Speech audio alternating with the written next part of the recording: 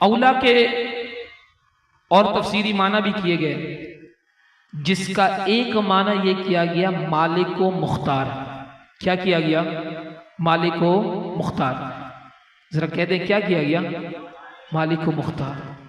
और हुजूर अलैहिस्सलाम का ये माना किया जाए, अन्नबिय्यु औला बिल मुमिनीना मिन अनफुसिहिम, नबी मोमिनों से, मोमिनों की जानों से ज्यादा मिल्कियत और इख्तियार रखते हैं।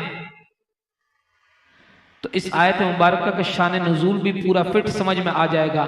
शान नुज़ूल क्या है? ग़ज़वे का मौका था, हुज़ूर नबी रहमत सल्लल्लाहु अलैहि वसल्लम ने सहाबा किराम अलैहिम रिदवान को किसी बात का हुक्म इरशाद फरमाया। तो जब बात का हुक्म इरशाद फरमाया, उन्होंने से किस बाज ने कहा कि हम अल्लाह रब्बुल आलमीन के महबूब सल्लल्लाहु अलैहि वसल्लम के इस हुक्म के ताल्लुक से अपने वालिदैन से मशवरा कर लेते हैं, इसके बाद आपकी बारगाह में हाजिर हो जाएंगे। पहले वालिदैन से मशवरा ले लें, फिर इसके बाद या रसूल अल्लाह आपकी बारगाह में हाजिर हो जाएंगे। अल्लाह रब्बुल आलमीन को ये बात गवारा न गुजरी कि पहले अपने वालिदैन से पूछें, फिर महबूब की बारगाह में फैसला करें कि महबूब ने जो हुक्म दिया है उसको अमल करें या न करें।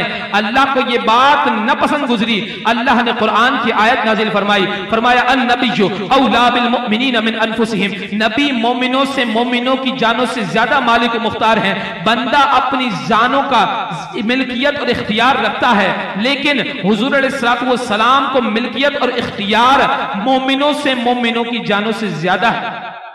इसी को कुरान करीम ने एक और मकाम पर फरमाया, वमा कान लिमुमिनिन वला मुमिनतिन इज़ा क़दल्लाहु व रसूलुहु अमरन अन यकून लहुमुल खियरतु मिन अमरिहिम। जब मोमिन और मोमिना को हुजूर अलैहिस्सलातु वस्सलाम किसी बात का हुक्म इरशाद फरमा दें, अब इरशाद हुक्म हो गया, इसके बाद वमा कान लिमुमिनिन वला मुमिनतिन, किसी मोमिन के लिए भी ये जायज नहीं, किसी मोमिना के लिए भी जायज नहीं, अन यकून लहुमुल खियरतु मिन अमरिहिम, कि वो अपनी जानिब से अपने मामले में कोई इख्तियार रखे। अब हुजूर अलैहिस्सलातु वस्सलाम का फैसला आ गया, अब महबूब करीम सल्लल्लाहु अलैहि वसल्लम ने जो फैसला फरमा दिया उसी के मुताबिक अमल होगा, उसके अलावा कोई इख्तियार नहीं रहा।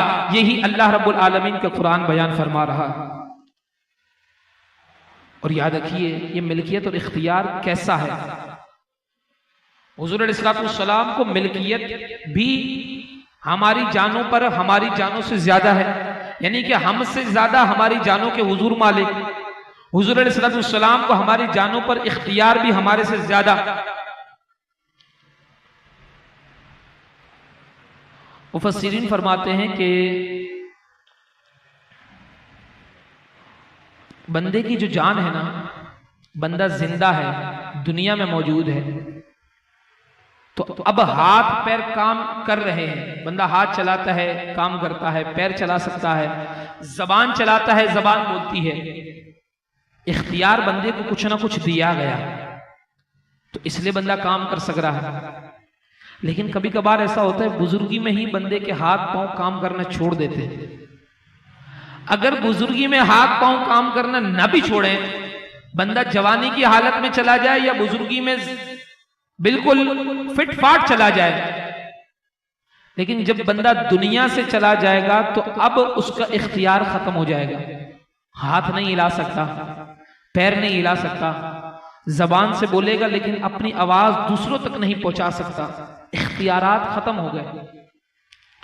कल कयामत का दिन होगा तो उसकी इख्तियारात तो खत्म पहले ही हो गए थे। अब ये आज़ा, हाथ पैर बंदे के खिलाफ गवाही देंगे। हाथ कहेगा कि मुझसे ये गुनाह किया गया था, पैर कहेगा मुझसे ये गुनाह किया गया था। बंदे का पहले इख्तियार था हाथ पर, पैर पर, बंदा इख्तियार इस्तेमाल कर रहा था। जब मरा, कब्र में पहुंचा, इख्तियार खत्म हो गया। और कयामत वाले दिन वही जो आज़ा हैं वो बंदे के खिलाफ बोल रहे हैं। तो पता चला बंदा सिर्फ अपनी जान का सिर्फ इतना ही मालिक था। लेकिन हुजूर अलैहिस्सलाम मालिक व मुख्तार कैसे हैं? बंदा कलमा पढ़ ले, ईमान ले आए हुजूर नबी रहमत सल्लल्लाहु अलैहि वसल्लम दुनिया में भी उस पर शफकत और मेहरबानी वाला मामला फरमाएंगे। कब्र में पहुंचेगा, अपनी जियारत से मुशर्रफ फरमाएंगे, कब्र के अजाब से छुटकारा दिलवाएंगे। महशर में जब हुजूर अलैहिस्सलाम की बारगाह में पेश होगा, हुजूर अलैहिस्सलाम शफाअत करवाते जाएंगे, जन्नत में दाखिल फरमाते जाएंगे। यह है हुजूर अलैहिस्सलाम का इख्तियार हमारे पर, हमारी जानों